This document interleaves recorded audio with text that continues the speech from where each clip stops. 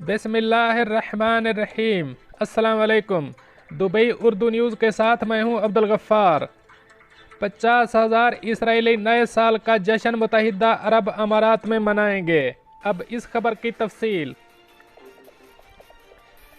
पाकिस्तान के एक सीनियर मुबस्सिर और कालम निगार काजी जावेद ने अपने एक हालिया तजिए में इसराइल को तस्लीम न किए जाने की बाबत पाकिस्तान को अरब मुल्कों की जानिब से मिलने वाली धमकियों के तनाजुर में एक जापानी अखबार के हवाले से बताया है कि मुत्तहिदा अरब अमारात ने पाकिस्तानियों को वर्क वीज़े जारी करने से इनकार करते हुए पाकिस्तान की आमदनी का एक बुनियादी जरिया बंद कर दिया है। तकरीबन 150 साला इशात के हामिल जापानी अखबार नाइकी एशिया के मुताबिक अहले पाकिस्तान को तुर्की, ईरान, मलेशिया के ग्रुप में शामिल होने की कीमत अदा करनी पड़ रही है। मुत्तहिदा अरब अमारात ने पाकिस्तानियों के लिए वर्क वीज़ों को बंद करके इसराइल के 50,000 से ज़ायद शहरियों को नए साल की खुशियां मनाने के लिए वीज़े जारी कर दिए हैं। काजी जावेद के मुताबिक एक खबर बहुत तेज़ी से गश्त कर रही है कि पाकिस्तान की काबीना के अरकान ने इसराइल का दौरा किया है। इस खबर के बाद 2 मरतबा वजारत खारजा की ब्रीफिंग भी हो चुकी है, लेकिन इस सिलसिले में कोई तरदीद सामने नहीं आई। पाकिस्तान की काबीना में ऐसे अरकान की कमी नहीं है जिनके पास ऐसे मुमालिक के पासपोर्ट मौजूद हैं जिस पर वो इसराइल का दौरा भी कर सकते हैं। 14 अक्टूबर 2020 को यरूशलेम पोस्ट ने लिखा था कि मुत्तहिदा अरब अमारात और बहरीन के बाद पाकिस्तान इसराइल को तस्लीम करेगा, लेकिन वज़ीर आज़म इमरान खान अपनी हुकूमत की पॉलिसी की वजाहत करते हुए मुतअद्दिद बार कह चुके हैं कि पाकिस्तान इसराइल को तब तक तस्लीम नहीं कर सकता जब तक कि फ़लस्तीनियों की मर्ज़ी के मुताबिक मसले को मुनसिफाना तरीके से हल नहीं किया जाता। अब चलते हैं हमारी अगली खबर की तरफ। भारतीय आर्मी चीफ अबू ज़ेबी पहुंच गए। अब इस खबर की तफसील।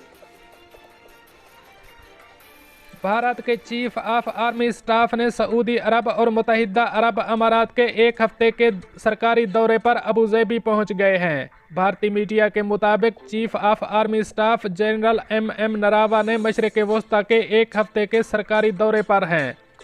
उनका पहला पड़ाव मुत्तहिदा अरब अमारात है, जहां उन्होंने अमाराती बरी फौज के कमांडर और स्टाफ मेजर जनरल साले मोहम्मद साले अल आमरी से मुलाकात की है और बाहमी दिलचस्पी और दिफाई ताउन के अहम उमूर पर तबादला ख्याल किया।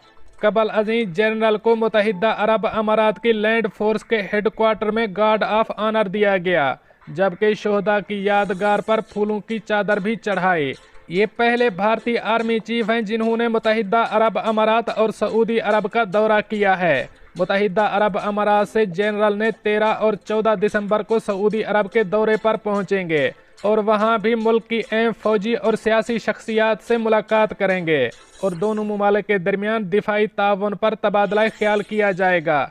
भारतीय आर्मी चीफ 15 दिसंबर को वतन वापस लौटेंगे। अब चलते हैं हमारी अगली खबर की तरफ। मुत्तहिदा अरब अमारात रोबोट सर्जन ने खातून के रहम से 5 किलो वजनी ट्यूमर निकाल दिया।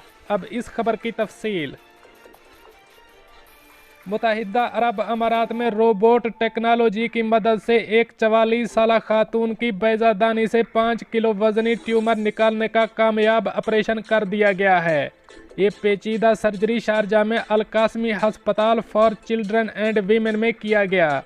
इस ऑपरेशन के लिए डाउची रोबोटिक सर्जिकल सिस्टम इस्तेमाल किया गया। इस सिस्टम की मदद से जदीद आलात और ऑपरेशन की जगह 3D हाई डेफिनेशन वीडियो का इस्तेमाल किया गया। इस ऑपरेशन को करने वाली टीम के एक डॉक्टर ने बताया कि इस ऑपरेशन के दौरान बहुत कम तकलीफ होती है। इसको करने के लिए पेट में सिर्फ 2 सेंटीमीटर का सुराख करना पड़ता है और इस ऑपरेशन के 24 घंटे बाद मरीज़ा को घर भेज दिया गया। मुत्तहिदा अरब अमारात की वजारत सेहत रोबोटिक टेक्नोलॉजी की मदद से अब तक 135 कामयाब ऑपरेशन कर चुकी है।